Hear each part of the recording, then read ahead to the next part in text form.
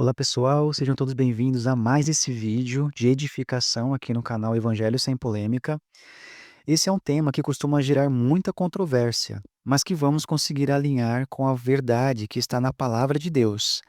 Afinal, somos cristãos protestantes e nosso fundamento de fé é a Bíblia Sagrada, em Cristo Jesus, com quem está a nossa aliança.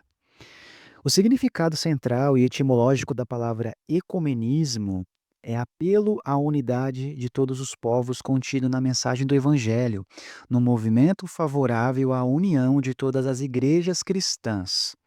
Um processo de união, apesar das diferenças.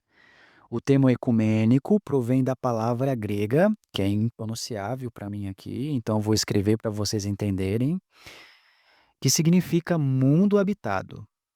Num sentido mais restrito, emprega-se o termo para os esforços em favor da unidade entre as igrejas cristãs. Num sentido amplo, pode designar a busca da unidade entre as religiões. Essa é a definição que a gente encontra pesquisando por aí na internet. Mas afinal, qual é o real significado dessa palavra? E será que na prática ela realmente dá certo e consegue se manter dentro de um respeito e coerência? Então, vamos para a Bíblia? Nela encontraremos luz e resposta. Na palavra de Deus diz: façam todo o esforço para conservar a unidade do Espírito pelo vínculo da paz. Há um só corpo e um só Espírito. Assim como a esperança para a qual vocês foram chamados é uma só. Há um só Senhor, uma só fé, um só batismo, um só Deus e Pai de todos, que é sobre todos, por meio de todos e em todos. Quando o Senhor Jesus faz a oração por todos os crentes, ele diz: minha oração não é apenas por eles. Rogo também por aqueles que crerão em mim, por meio da mensagem deles, para que todos sejam um. Pai, como tu estás em mim e eu em ti, que eles também estejam em nós, para que o mundo creia que tu me enviaste. Dê-lhes a glória que me deste, para que eles sejam um, assim como nós somos um, eu neles e tu em mim, que eles sejam levados à plena unidade, para que o mundo saiba que tu me enviaste e os amaste como igualmente me amaste. Então, meus queridos, existe essa vontade de Deus para a sua igreja, a unidade. A questão é: será que antes de tudo estamos obedecendo ao único Deus e tendo Jesus como Senhor de nossas vidas?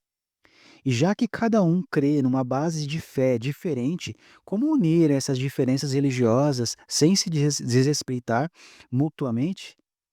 Impossível, porque Deus é fogo e fogo consumidor.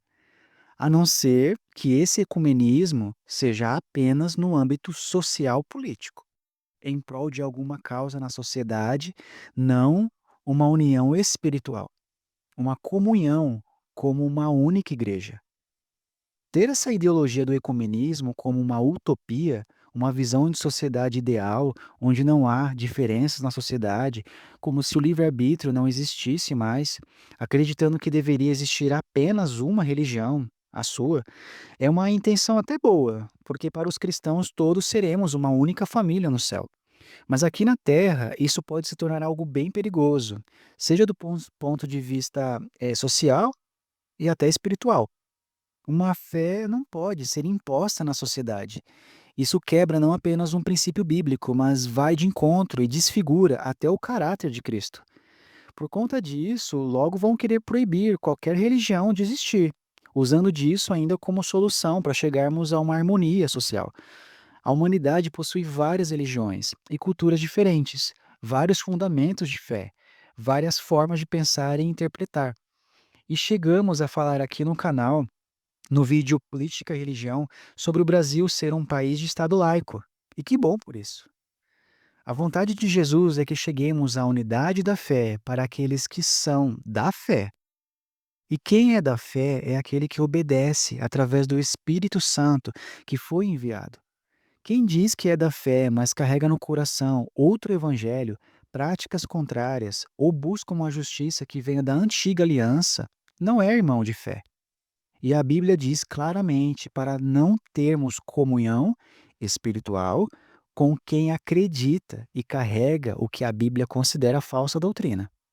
Não estou falando para não termos vida social, Mas entenda a diferença entre o que é social e comunhão espiritual, separando o civil do religioso. Espero que o brasileiro consiga separar essas coisas. Por isso que o país está assim, mas vamos lá.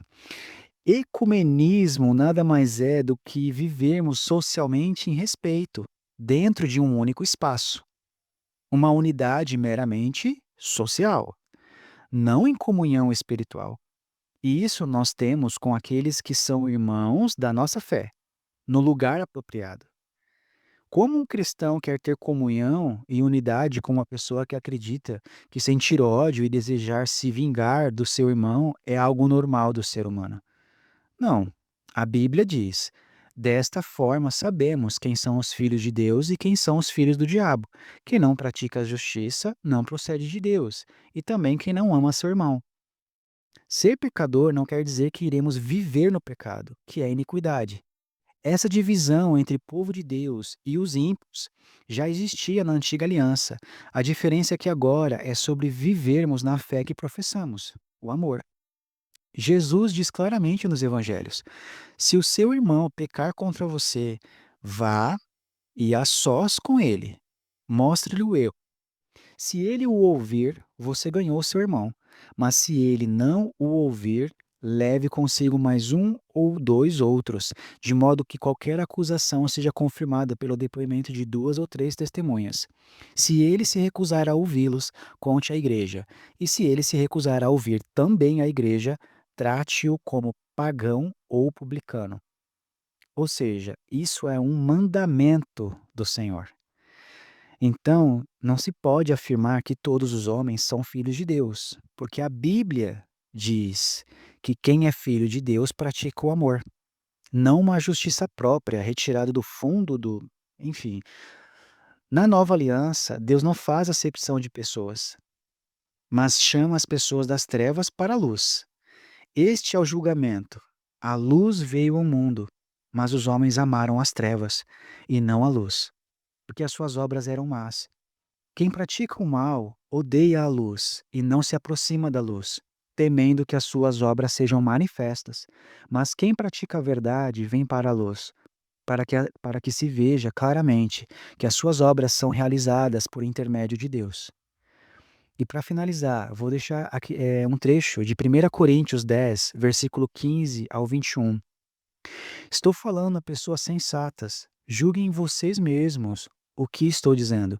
Não é verdade que o cálice da bênção que abençoamos é uma participação no sangue de Cristo e que o pão que partimos é uma participação no corpo de Cristo?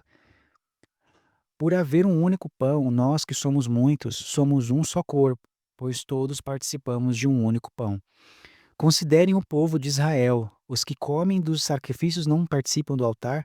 Portanto, o que estou querendo dizer? Será que o sacrifício oferecido a um ídolo é alguma coisa? Ou o ídolo é alguma coisa? Não, quero dizer que o que os pagãos sacrificam é oferecido aos demônios e não a Deus. E não quero que vocês tenham comunhão com os demônios. Vocês não podem beber do cálice do Senhor e do cálice dos demônios. Não podem participar da mesa do Senhor e da mesa dos demônios. Em nenhum momento existe uma propagação de ódio contra outras religiões, mas temos essa instrução na palavra de Deus, de que a unidade da fé é para quem obedece à fé que professa. E quem convence de tudo isso é o poder de Deus que vem pelo Espírito Santo, para unir aqueles que são dele e ter Jesus como único fundamento de fé, suficiente Salvador. Por isso, em 2 João, capítulo 1, versículo 9 ao 11 diz: todo aquele que não permanece no ensino de Cristo, mas vai além dele, não tem Deus. Quem permanece no ensino tem o Pai e também o Filho. Se alguém chega a vocês e não trouxerem esse ensino, não o recebam em casa, nem o saúdem, pois quem o saúda torna-se participante das suas obras malignas. Esse versículo fala da comunhão espiritual, de se reunir como igreja e acolher irmãos que não renunciam falsas doutrinas. O versículo não fala do âmbito social. Socialmente, nenhum cristão vai discriminar outra pessoa por ela ser de outra religião. Agora, querer fazer um culto ecumênico, aí fica difícil, né? Depois de tudo isso, aí já é demais. Só no Brasil mesmo. Que Deus abençoe e todos possamos viver em respeito, que é o mínimo. Se as diferenças não existissem, não haveria tanta essa necessidade de respeitar. Afinal, cada um escolhe o caminho que quiser, né? Depois volta aqui nos comentários e me conta como foi. Até a próxima.